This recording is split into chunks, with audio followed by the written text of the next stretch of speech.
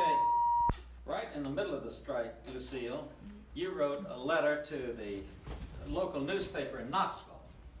What's the matter? It was before the strike. It wasn't before the strike. This was in the middle of the strike. Right. Yeah, I'm sorry. okay. Look, Judy, don't interrupt. Okay, I'm sorry. Because your antagonism, your hesitations and so forth affect us here. Roll. Lucille, after the strike started, you had the guts to write to the local paper in Knoxville. And we happen to have from the National Archives a copy of that letter. I wonder if you'd take a look at it and give us some idea of it, why you wrote it and so forth. All right, this is a rather lengthy letter, but I will give you what I consider the pertinent excerpts from it. It's to the Knoxville News Sentinel, dated September 1934. Every person on strike at Cherokee Spinning Company is a patriotic American citizen doing his or her fighting best the battle of the textile workers have waged for better wages and working conditions. You notice in there that I pointed out that every person working at Cherokee Spinning Company was a patriotic American. That might not be necessary in most cases, but we were called communists and all kinds of foreigners and aliens and this, that, and the other. So I had to tell them then that we were patriotic American citizens and that we have no selfish motive in it. We are striking against the industry as a whole for the benefit of our fellow workers and the generations to come who will work in the mills. We are 100% back of President Roosevelt and his program for national recovery. That is true. We practically worship President Roosevelt, and I think that was true all over the country. We just thought that he was the miracle worker at that time. We're not asking for the impossible, just decent living wages and conditions that are rightfully ours as citizens. We have tried time and time again to get these simple rights as American citizens who believe in American institutions and the flag. We have petitioned, and our petitions and supplications have been scorned by the capitalist. It is impossible to teach patriotism to a hungry man, and it is impossible to preach religion to a cold and hungry man. Right. And as a final resort, we are using the only weapon working people have, the strike. The southern cotton mills have become a sore spot to the nation. In this highly civilized country, do we have to have a group of working people known as exploited? Do the factories where the clothing for the nation is made have to be made in sweatshops? I say no. These things do not have to be, but they have never before been opposed and have run on into the corrupt situation that we have now. We're not on strike just because the other fella is. We're out to eliminate sweatshops, starvation wages, and stretch-out systems, and have no place in the country.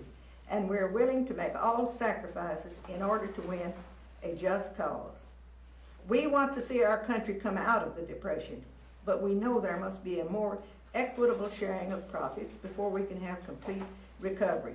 The textile workers realize this, and if strike they must, strike they will.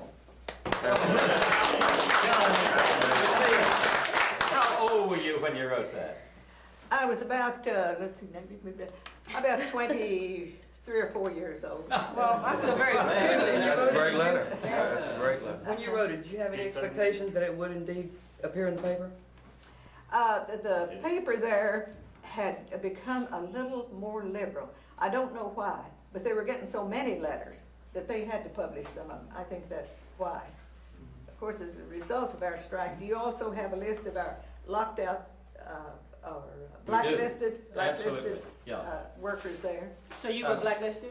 Oh, absolutely. I am still blacklisted. Yeah, I feel fortunate indeed to be in your presence right now. Oh. You know why? Because I'm a blacklisted textile worker? No, because I've seen a lot of footage on the general strike and have learned the history of that. And to just be with someone who was there during that time, I mean, still alive and kicking and raising sand. And I think we're all very privileged. That's right. to Well, thank have you, I among appreciate them. that. Can I touch you? Yes. You certainly can. Well, Jean, it wasn't all, this is a letter from a woman who wasn't on strike, but she describes this situation pretty vividly. She's writing to the president. She lives in Greenwood County, written September the 6th. Dear Mr. President, with regard to the present situation in the textile industry, my husband and I are textile operatives. In our town, the situation is entirely quiet, while in an adjoining town in our county, it is becoming quite serious. Machine guns have been placed atop the mill in 96, South Carolina, and in Honeypath, South Carolina, there were 6 people killed and more than a score injured this morning. We have a strong union organization in our town. We appreciate the right to organize and bargain for our rights and know you are behind us 100%. Is it not possible and in your power to order all mills in this county closed until a settlement or compromise can be agreed upon? We do not want bloodshed, nor do we want a civil war. Inasmuch as it is the right of a man who wants to work without being molested, and it is the right of the union man to strike, I ask you if it isn't possible and right for you, the leader of our great nation, to halt the still operating industries and prevent further bloodshed until an agreement can be reached. The county as a whole are looking to you to take a hand in this serious crisis. The union leaders are not, I don't believe, asking for too much. Trusting in you to lead us out of this and praying for you to be directed by the Almighty God, I am yours very respectfully, Mrs. Dottie Henry, Greenwood, South Carolina. That certainly gives you a different picture of a textile worker, a lint head, doesn't it? Yeah, it's almost like, Just- the feeling I had when she was reading that, it's almost like reverence. Yes, Because they expected so much. they I expected so thought much. that seems to be sort of the continuity of the letters here, including mine, Mhm. of how we were dependent upon Roosevelt. Mhm. You know, he was just a miracle worker that had come to save us. Yeah. Maybe that's one of the lessons that you people should draw Right. from, is that you shouldn't trust one leader, you got to Right. trust yourself. That is right. Well, it goes beyond that, and that is that what the government gives, the government can take away That's too. right. And then here were people who were depending on the government to give them the hours, give them good working conditions, make sure there's no stretch out, but the government said we're gonna take care of those things, but they didn't. So before they even got it, they took it away, and here they were appealing to him to help them. He couldn't do it, but those of us who lived in the Roosevelt days, we believe that he couldn't do any wrong. Well, all these letters are Right. expressing hope. I mean, they're expressing their pain, but they're letters of hope. Absolutely. I mean, they're letters of hope that Faith and secret. the NRA and Roosevelt will succeed in righting these injustices. Connie described it there. It was faith we had in him. Right. You know, we thought Roosevelt.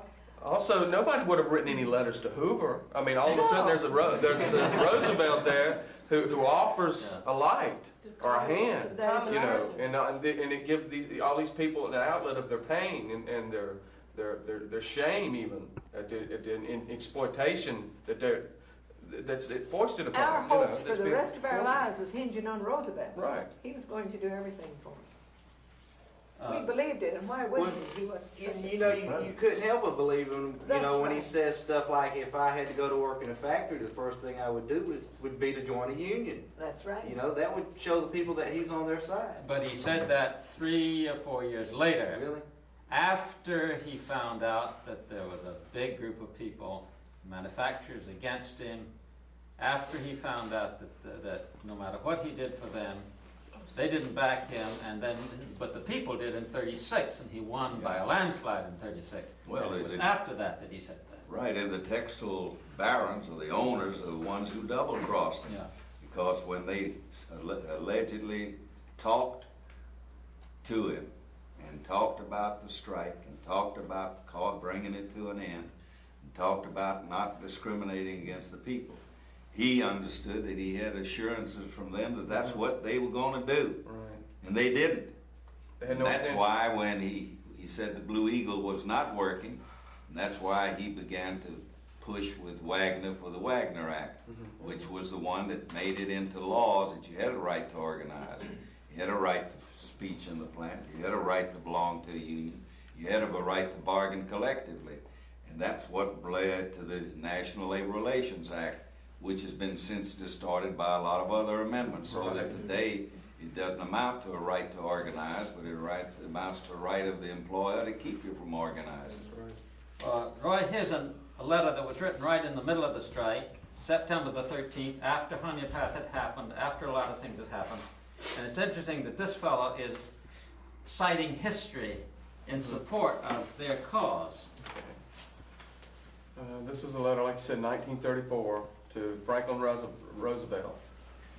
Dear Sir, it is to you that we now appeal. Our last vestige of hope lie in our wholehearted confidence in your impartial leadership. The textile strike was inevitable since all attempts to bargain collectively and make agreements with our employers have failed. All code provisions have been violated, particularly Section 7A. Overseers of plant number 6 of the cannon chain, with an arrogance almost unaccountable, walked through our parading pickets armed with guns underneath the American flag, which was held aloft by 2 of our men without removing their hats, in respect to the stars and stripes of Old Glory. The course pursued by our governor in calling out troops to what was reputed to be a disorderly section has met with wholesale disapproval, as there has only been 2 fistfights in this strike zone. Is it fair that we should see our children half naked and our hearts torn out by their anguished cries for milk and food, that our mothers should be insulted and beaten on the picket line by hired thugs?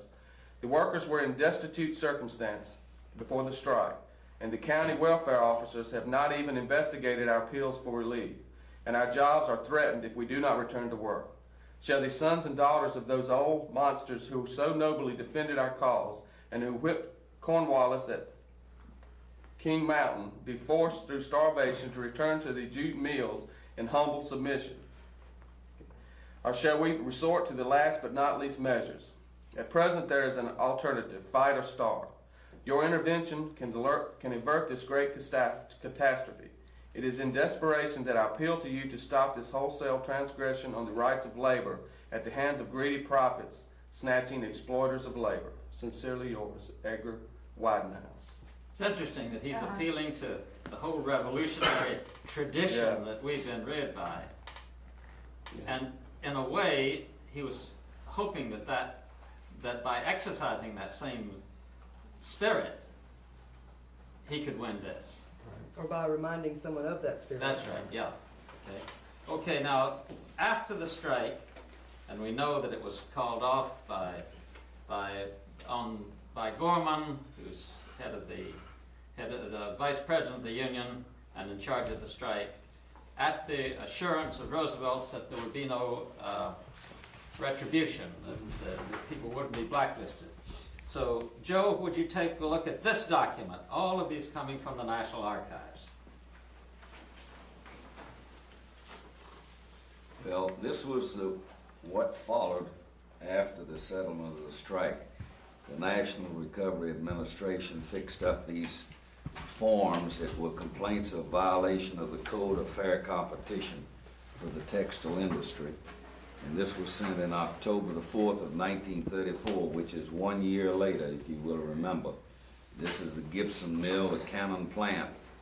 It was in Concord, North Carolina, in which this man by the name of Linker says, was a member of the General Textile Strike, and when the strike was over, I went back to my job to go to work, and I was informed that I was not needed. I've tried to get work at several places to get work, and when they found out where I had worked prior to the strike, I was refused employment. I worked 5 years regularly at the Gibson Mill, and I did my work and I left my work only because of the recent strike. It was again signed by Linder, and it's down at the bottom, it's asked whether he could use his name, and of course he said yes. And those of us who were around at that time, we got hundreds and hundreds and hundreds of these signed, and we sent them in to the board to see whether or not we could get something done. That was the Wynant board that was set up by Roosevelt that was supposed to have taken care of the situation. I forget now the names of the people who were involved in it, but one of them was out of New York, one was another big person in the terms of the general public. I've got some notes here that will remind me of it, maybe that I can think of it later. But they did very little. What was happening was that people were not being put back to work. They were blacklisted, just like you said you were blacklisted. If they went to work to try to go to another mill to find out if they could get a job, they were told that they couldn't get a job there because they were checked from the place that they had last worked at. They'd been out on the strike, and that was enough. When it came to the board and we went to the hearings, they said, oh no, we did not discriminate against them because they were on the strike. What we found was happening was that if we hired anybody, or we heard that if anybody was hired, they only worked with us temporarily, because if the other plant called them, they'd go right back to work because that's where they came from. They used that as the excuse for not hiring them. If your family was involved in the strike, you were on the blacklist. If your father was involved, people who were married and lived by themselves, participated in the strike, the father didn't participate in it, the father got fired. In other words, what was happening was that some of the people who acted as strike breakers during the strike also got fired because some of their kin people was on the strike. This went on for a long period of time, month after month after month after month, until they finally passed the National Labor Relations Act. And that's part of the lie that has been told about the UTW, that I keep trying to say it didn't happen that way. And that was that after the strike was over, they disappeared. They didn't disappear. What they did, the people, they spent every dime they could, food, clothing, trying to put people in houses where they could, where they were evicted.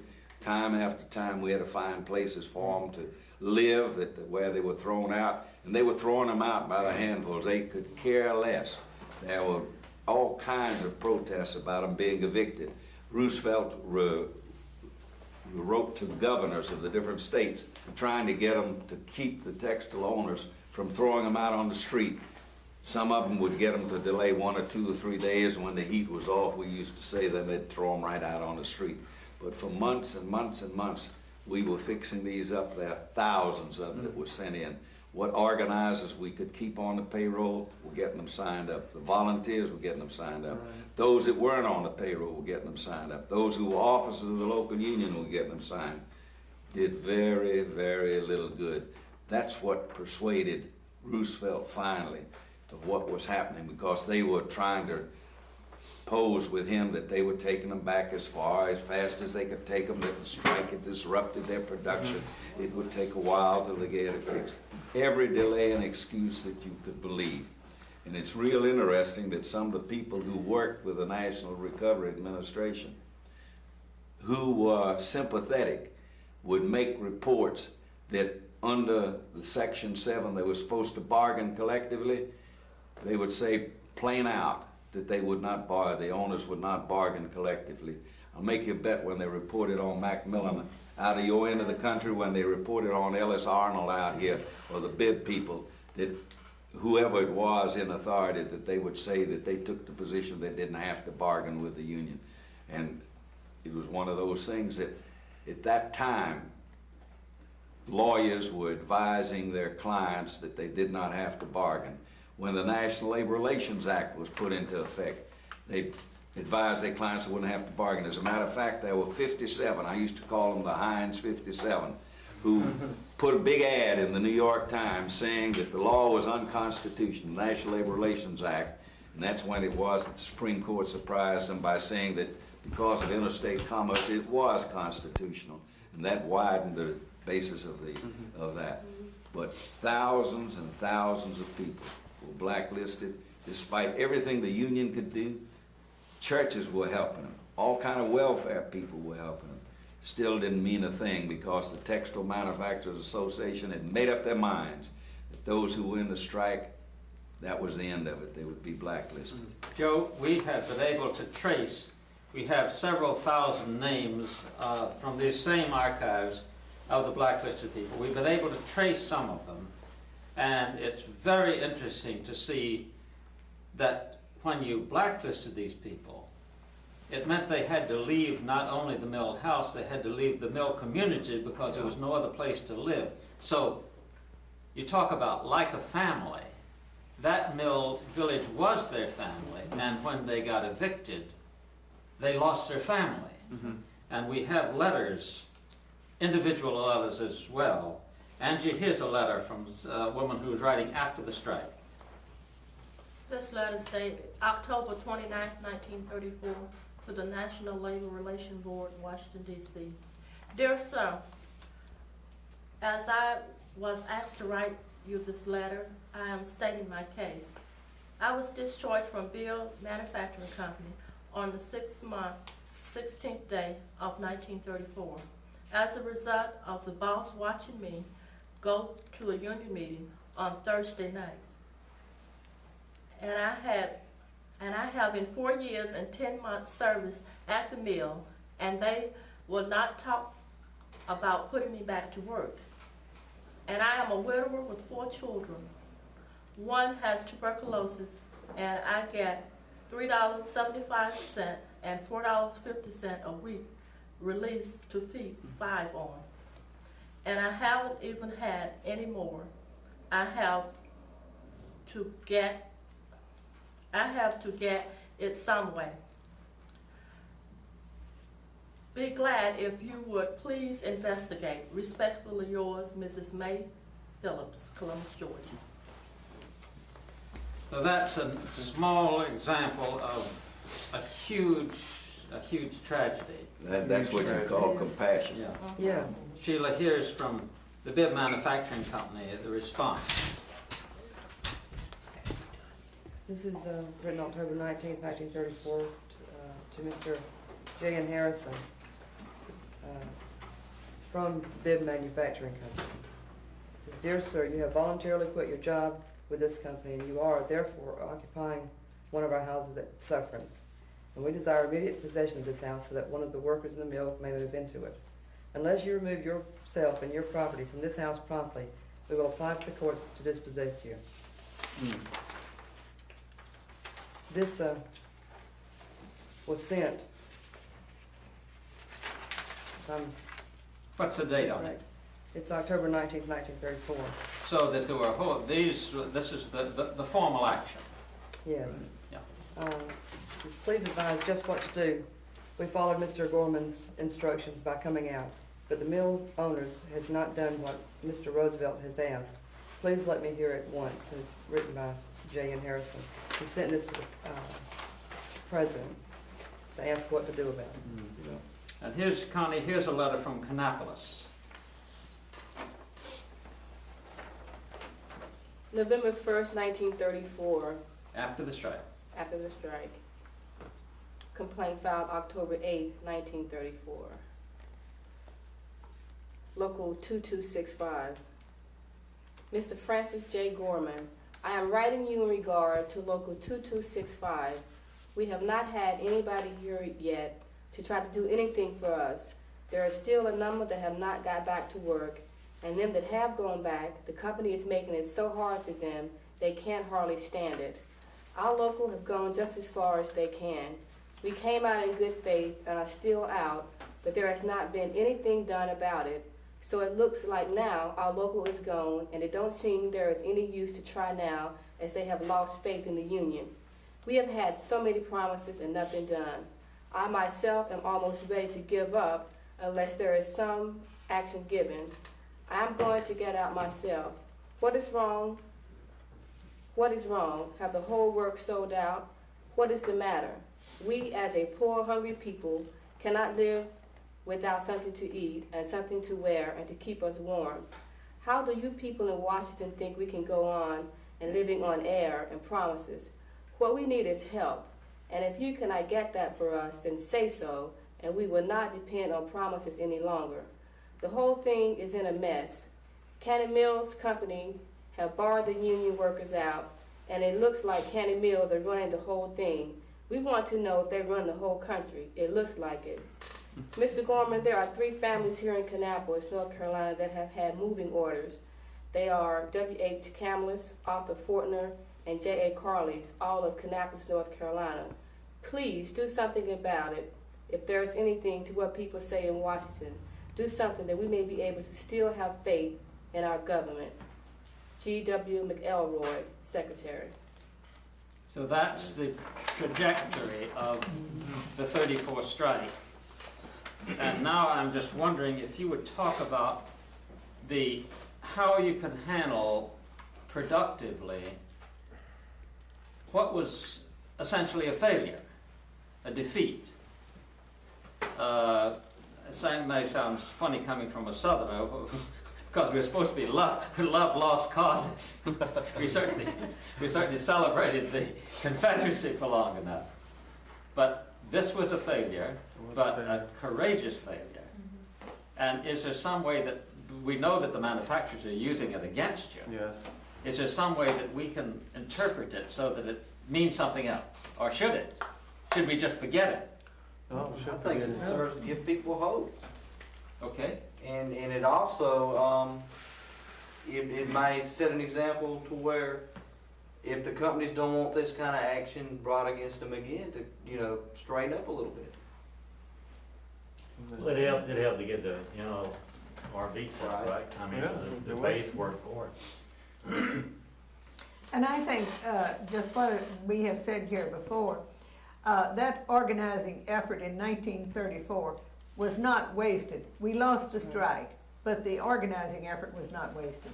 Because people, even the people who were blacklisted in my local there, they went on to other places, and some of them worked in organizers and setting up unions and all that. And even people who didn't belong to the union around there, who knew about it, we had spread the word. You didn't lose the strike, or you were tricked, basically, into going back to work. Really, You were basically tricked in that nothing. If you went back to work, the problems would be worked on. Nobody Right. would be blacklisted or singled out for a retribution of any kind. I mean, you were tricked. I mean, Sure it was we were not a tricked. loss; it was a trick. And if anything is learned from it, it's learned. Let's not be tricked. Let's not let ourselves be tricked anymore. When we start something. And as workers or anything, and we're on that path, let's stay on that path until we know we've won. And I know it's hard. It's easy to sit here in 1991, 92, soon to be 92, and look back. But I'm not starving, Yeah, right. which I can sympathize with some of these people to the retribution, because I myself have been in a situation where I've been terminated from my job because of my union activity. I mean, I'm not in a point where I'm starving by any means. I've been an organizer on organizing campaigns for about 4 years now, off and on. And one of them the last one involved the Cannon Mills, which is the company I work for, Fieldcrest Cannon. I work for Fieldcrest. And when I came back from that organizing effort, I was singled out for more work, follow you around, you know what I'm saying. You've been there. Sure. And not only since I have been fired, my wife is being followed around. She works in the mill, and they watch her every step she makes. Because they're afraid she's going to say something to somebody to get people to sit down or whatever. And it's, even, I'm sitting here listening to these letters and seeing you who was blacklisted, and I empathize with you, because basically I'm not in a severe situation as you was, Right. but it's the same situation. Now, this legacy.